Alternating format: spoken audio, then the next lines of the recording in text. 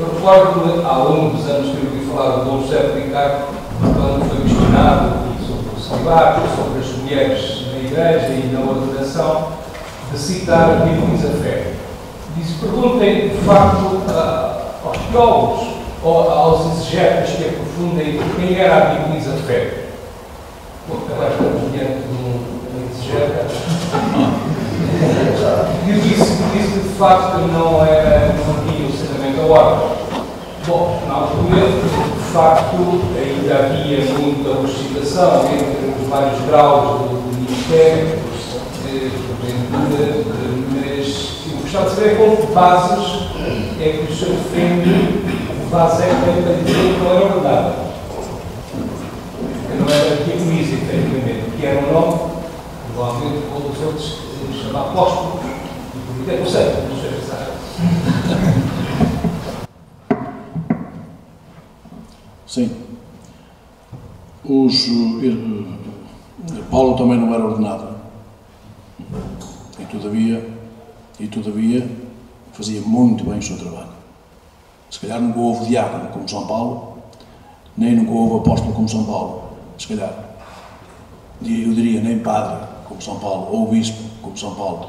Nunca foi ordenado. Ora bem, aqui é que está o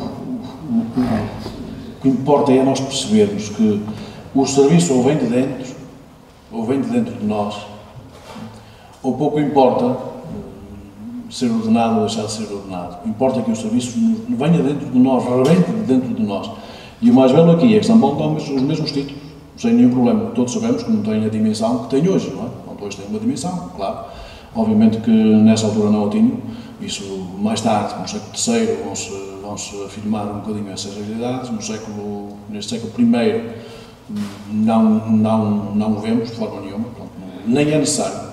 Eu penso, se calhar, que se nos viessem dissessem à febre que ela que era ordenada, ela ficava chateada. que é isso, de ser ordenada. Portanto, ela era uma servidora da causa do Evangelho. Sem ses e sem mas.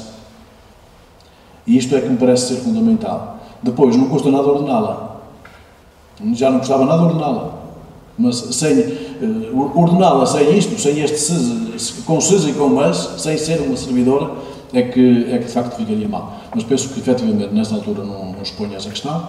O que expõe sim é que as mulheres e os homens, notem que estão aqui nestes 27 nomes, acho que há mais mulheres do que homens, o que quer dizer que Paulo tinha muita gente feminina, muitas mulheres a trabalhar com ele, porque achava que elas tinham valor, não é? E de resto Paulo também não evita as imagens maternais na sua vida.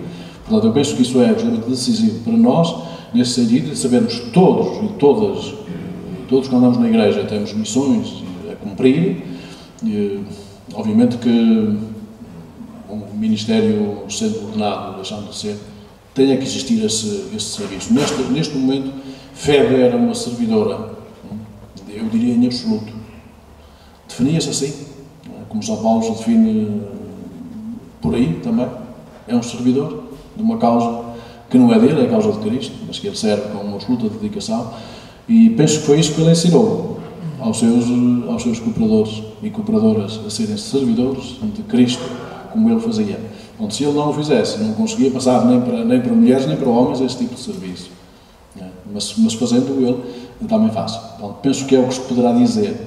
Não se pode dar o salto ainda para uma igreja de ministérios ordenados nesse sentido do diácono. De resto, mesmo aqueles diáconos que nós chamamos no capítulo 6 do livro dos Atos, não é? Que aparece Estevão, etc. Vão lá ver que aqui, por exemplo, está a palavra diáconos, aqui neste texto.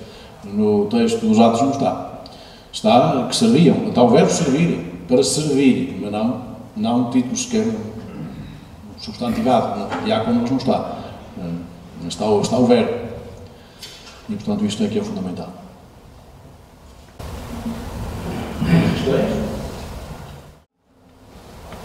Pelo que eu entendi, evangelização significa fundamentalmente uma relação afetiva, fraternal e maternal com as pessoas, logicamente abertas à trilogia, ao trilateral, a Cristo.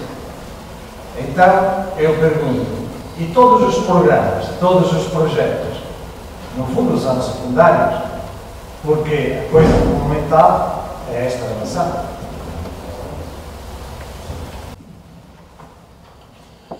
E o senhor tem razão.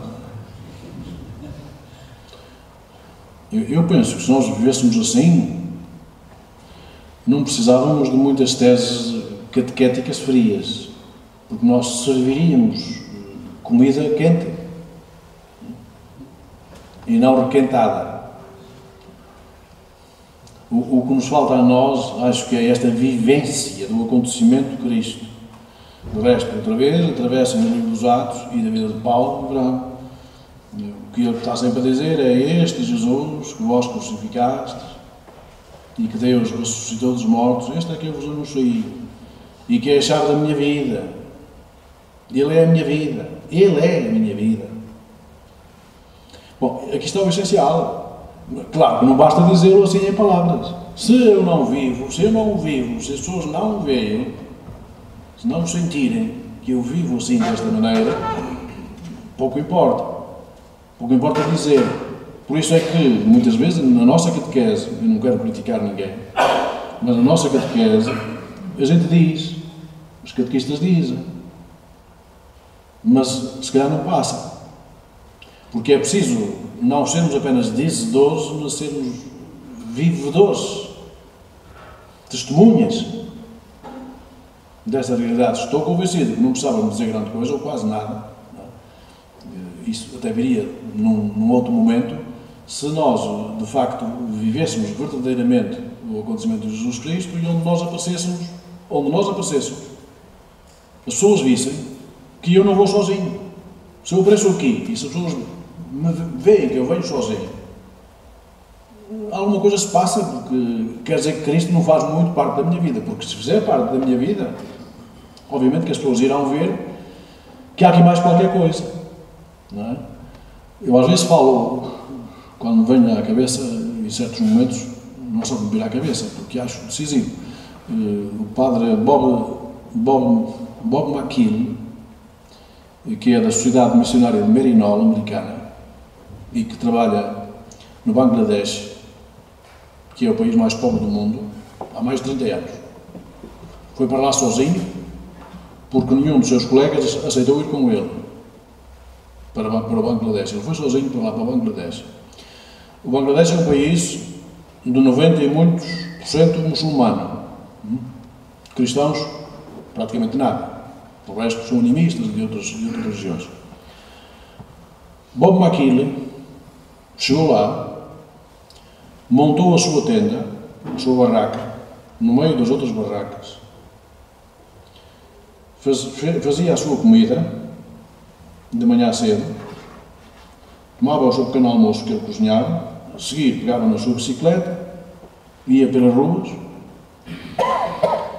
falava com as pessoas, passava muito tempo com os doentes, se encontrasse casos mais complicados, tratava de ver se levava as pessoas para o hospital, e ele só tinha uma bicicleta. Lá tinha quase tudo plano. Claro que não almoçava, isso era um insulto para as pessoas que também não almoçavam, que eram pobres. À tardinha regressava a casa, preparava a sua refeição, deitava-se. Na manhã seguinte levantava-se. Esqueci-me de dizer que ele celebrava a missa na sua barraca. Nunca ninguém o viu celebrar a missa. Nunca ninguém o viu rezar em público. Nunca ele falou de Cristo em público. Ele só fazia isto. Saía de casa de manhã cedo, com a sua bicicleta, visitava as pessoas, tratava-as com carinho, sobretudo dos doentes e dos que viviam sozinhos, levava para o hospital, à noite regressava à sua casa.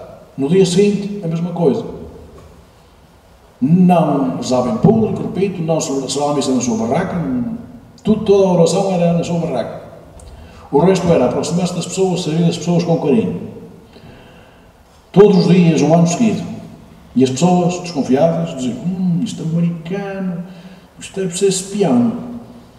Deve ser espião, isto não pode ser, americano, vir para aqui para o meio de nós, para esta miséria, ele tem lá uma vida boa, isto deve ser espião, cuidado com ele. Pronto. Segundo ano, ele continuava a mesma coisa. A mesma coisa, diariamente a mesma coisa. E as pessoas iam se interrogando, não deve ser espião, porque se fosse espião, também não aguentava aqui tanto tempo. Não é? E ele, de facto, é nosso amigo, anda no meio de nós, aproxima-se de nós, com carinho, cuida, leva os nossos doentes para o hospital. Não pode ser espião. No terceiro ano, uma enorme simpatia à volta dele.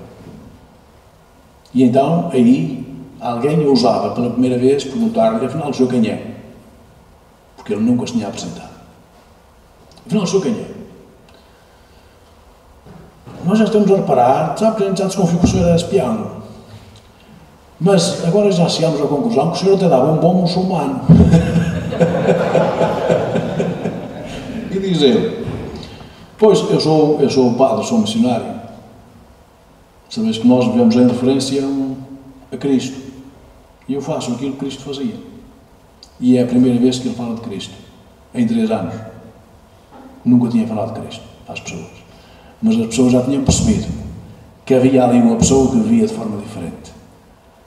E depois chegavam estes 3 anos em que as pessoas estavam todas reunidas à volta dele e ele fazia delas o que quisesse. Sabem o que é que ele faz? Em 3 anos?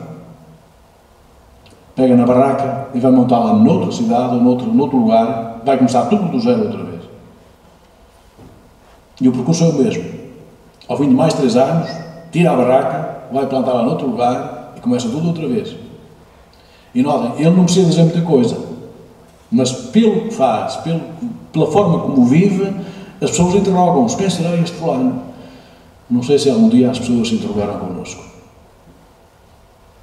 Ainda que nós digamos muitas coisas. Este é que é o problema. O senhor tem razão. Percebe?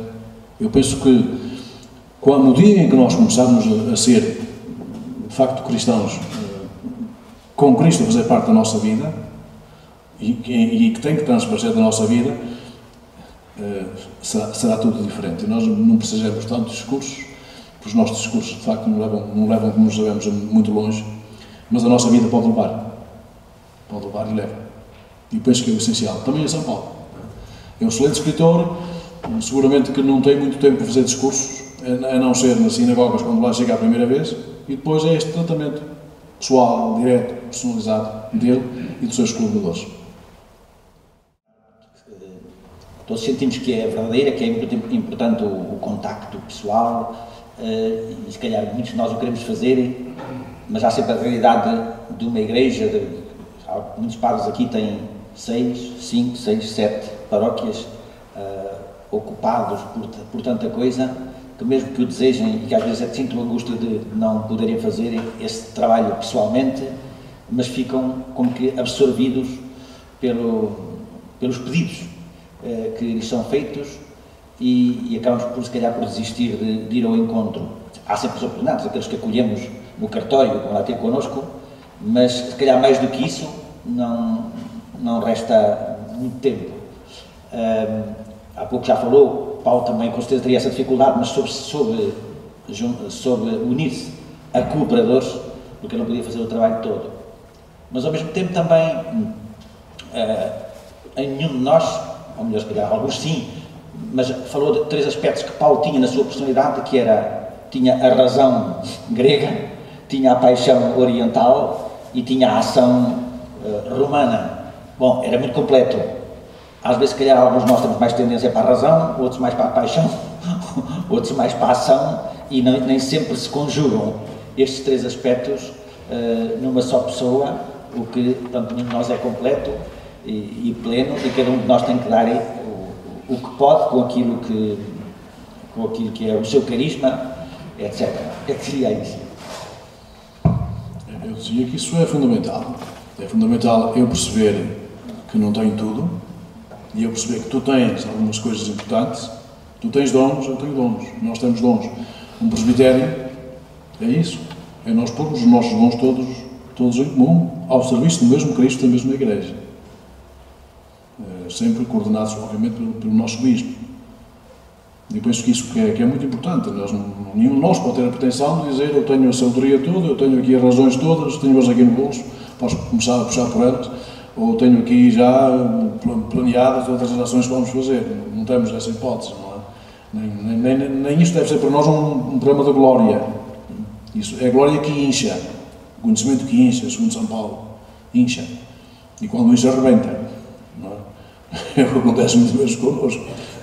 Arrebentarmos com tanta coisa. Eu penso que estarmos atentos uns aos outros, reconhecer os dons que os nossos irmãos no sacerdócio têm, reconhecê-los com alegria e com amizade, não com inveja ou ciúme, mas com alegria e amizade, e sei lá, partilharmos entre nós essas realidades nos nossos encontros, mas também muitas vezes na vida pastoral. Por isso hoje está muito em voga, pois aquele tem mais jeito para isto, vamos chamá-lo para fazer este trabalho na paróquia, na área, sei lá, da catequese, disto ou daquilo. É importante. E é importante também o outro aspecto que, tudo somado, o nosso presbitério ainda não dá respostas cabais à nossa vida, da Igreja de Cristo, então nós vamos ao encontro à procura de pessoas que hoje, bem, penso que é também fundamental, que nós temos de preparar bem, temos de as encher de amor a Cristo também, e para isso nós temos que o ter, porque se não tivermos também não passamos para as pessoas esse amor a Cristo, temos de o ter, temos de preparar pessoas de facto bem, não só em termos de formação pensada, mas também em termos de formação de caráter, de temperamento, de gestos maternais e paternais, carinhosos, etc. Temos que preparar as pessoas num sentido muito amplo e termos sempre pessoas à mão nesse sentido. Nas paróquias, seja onde for, temos de ter muitas pessoas, o maior número de pessoas possível que se dedicam à mesma causa que nós. E saber bem que elas se dedicam à mesma causa que nós, à mesma pessoa que nós, que servem Cristo como nós, cada um à sua maneira. Isto enriqueceria muito a nossa Igreja. E eu cada vez mais penso que é aí pelas formiguinhas que andam no terreno que Cristo pode chegar ao coração de muita gente. Se nós não tivermos formiguinhas no terreno, nós não chegamos muito longe, como calculam, não é? Não podemos, é impossível. Mas com muitas formiguinhas no terreno, com muitos formigueiros acesos, a gente pode chegar a muito lado. Há muitos bairros onde nunca ninguém entrou, para ter aquelas portas todas. São coisas importantes e lindas, que numa primeira impressão é só uma primeira impressão, as pessoas ficam seguramente quem é que são esses fulanos, mas logo verão, se nós temos a chama de Cristo dentro, logo verão que passa-se alguma coisa com esses fulanos, eles não andam aqui por nada, alguma coisa se passa com eles. E depois quererão saber mais. Essas pessoas, mais dia menos dia, procurarmos para saber mais e para querer saber mais. Mesmo as crianças. Será quando uma criança vem à catequese, nós começamos com aquelas sessões chatas, com aquelas teses catequéticas, mas não pomos a criança em movimento. Se calhar, se disserem à criança, começamos por dizer Cristo, este Jesus Cristo, ela ainda não sabe nada de Jesus Cristo. Este Jesus Cristo, que morreu por nosso amor e que Deus o ressuscitou, está vivo no meio de nós, Ele é a causa da minha vida, Ele é a minha vida, vai dizer isto, vai levar esta notícia lá à tua casa e às pessoas que conhecem, etc. A criança vai, não sabe ainda nada, mas vai, e vai dizer isto. Quando voltar à catequese, irão ver que a criança não é a mesma. A criança já fez uma experiência e viu que aquilo que ela disse que mexeu com pessoas e que gerou alegria nela. E é ela mesma que quer saber, vai querer saber mais acerca deste Jesus Cristo. Não, quem é este Jesus Cristo? Que deu a vida por mim e que é a minha própria vida. Quem é esse Jesus Cristo? A catequese ganha outra dimensão. Mas estamos a falar já na catequese num mundo que não é de cristandade, que era o que era até há pouco tempo. É um mundo novo em que as pessoas não nascem cristãs. Não nascem. E portanto temos que... O Papa tem razão, o Papa Francisco, quando diz que é preciso reduzir as coisas ao essencial, ao mais belo. E é este anúncio que é o mais belo. E é importante fazê-lo, porque é um gerador de alegria e de energia, que depois vai fazer com que a catequese seja diferente e a nossa formação seja diferente, que nós tenhamos interesse nisto, que queiramos conhecer melhor este Jesus Cristo, etc. Então, eu penso que as coisas passarão muito mais por aí, de facto, do que por grandes sessões, por grandes lições. As lições vêm depois. As pessoas depois querem saber, então a gente pode ensinar. Mas começar a ensinar antes do tempo, muitas vezes não dá grande resultado. Mas penso, portanto, que nós temos que reconhecer os valores e os dons uns dos outros. É importantíssimo numa igreja, como é importante também nós começarmos a descobrir pessoas. Por favor, descubram pessoas nas vossas paróquias, homens e mulheres, que os há, de certeza, e ocupem-nos na causa do Evangelho. Eles vão ficar muito mais felizes. E como sabem, a felicidade é um motor. É isso que vai gerar energia nova nas nossas comunidades. E esses vão buscar outros. E assim sucessivamente. É assim que nós podemos renovar, penso, as nossas igrejas, as nossas comunidades. Muito mais por bater à porta e ao coração das pessoas do que por fazermos grandes discursos. Chegamos ao fim desta manhã. Obrigado, Sr. António, por a maneira como nos fez meditar sobre Paulo.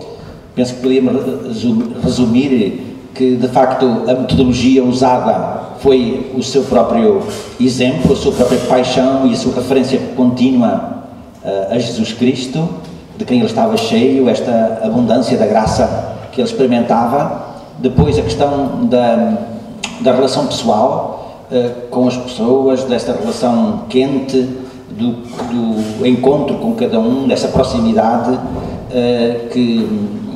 e depois também ao mesmo tempo de ser rodeado de colaboradores, porque sozinho não podia chegar tão longe, e que de facto não eram servos dele ou empregados, mas que eram de facto irmãos, a quem ele amava, a quem ele dava o melhor de si, e foi assim que Paulo construiu a igreja e as igrejas, e as alimentou e as fez crescerem ao longo do tempo.